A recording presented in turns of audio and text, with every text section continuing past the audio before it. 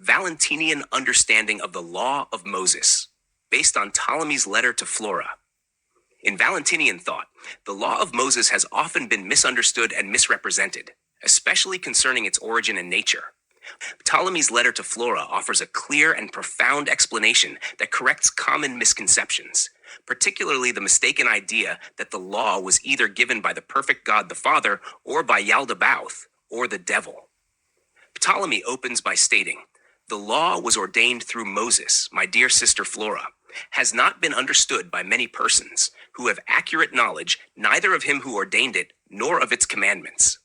He acknowledges the confusion and contradictory opinions about the law's source. Some say it was legislation from God the Father.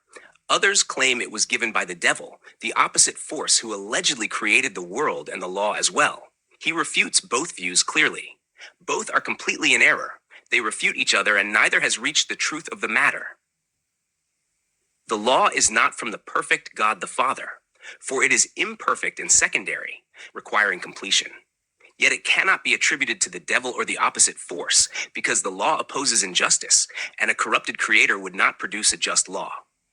Ptolemy quotes Jesus, "For a house or city divided against itself cannot stand," Matthew 12:25, and cites John 1:3.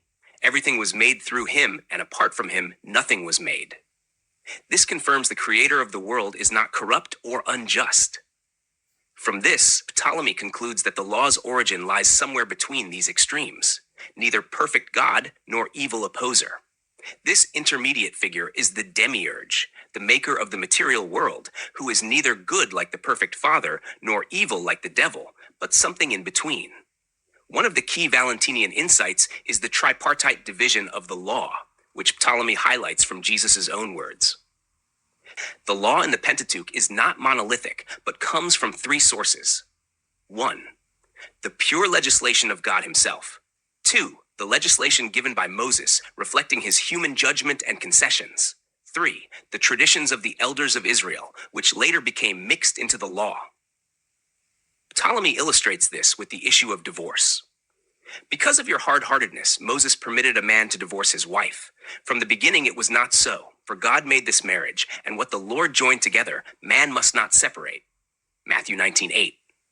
Here, Jesus distinguishes between God's ideal law, which forbids divorce, and Moses' law, which permits it due to human weakness. Moses legislated a concession, a lesser evil chosen to avoid greater injustice and destruction among a hard-hearted people. Further, the traditions of the elders sometimes nullified or distorted God's law.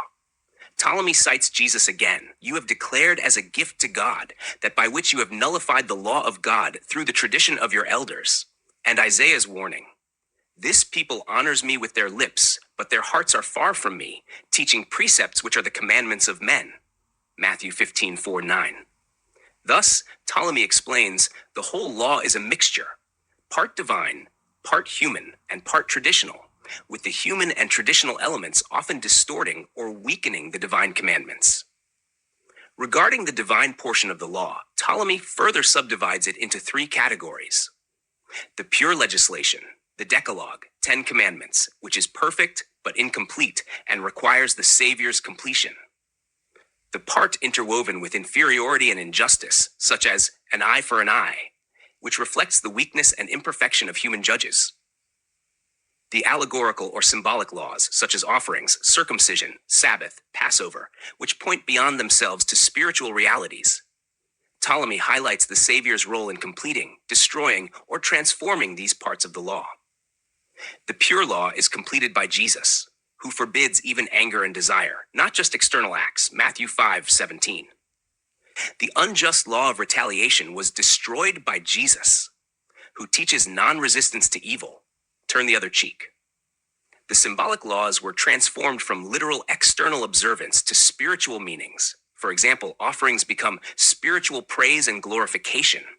Circumcision becomes circumcision of the heart.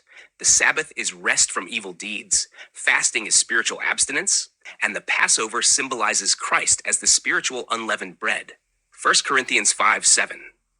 Ptolemy points out that the law's imperfections reveal that it was given by the demiurge, who is neither fully good nor fully evil, but an intermediate being.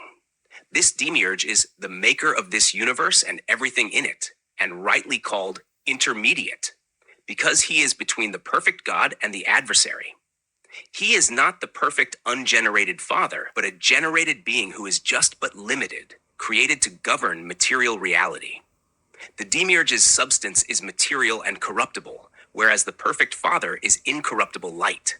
Between these two extremes, the demiurge exercises a kind of justice, but is inherently limited and imperfect, which explains the law's imperfections and contradictions.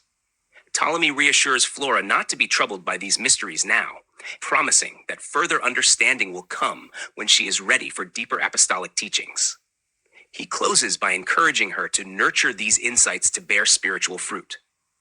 In conclusion, the Valentinian understanding as expressed in Ptolemy's letter to Flora firmly rejects the notion that the law of Moses was authored by the devil or Yaldabaoth.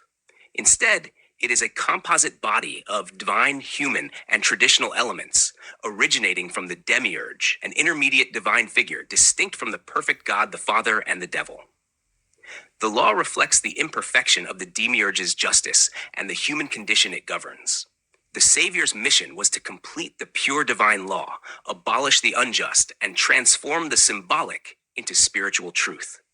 This Valentinian perspective provides a balanced theological explanation that acknowledges the law's divine source while recognizing its limitations and the necessity of spiritual fulfillment through the Savior.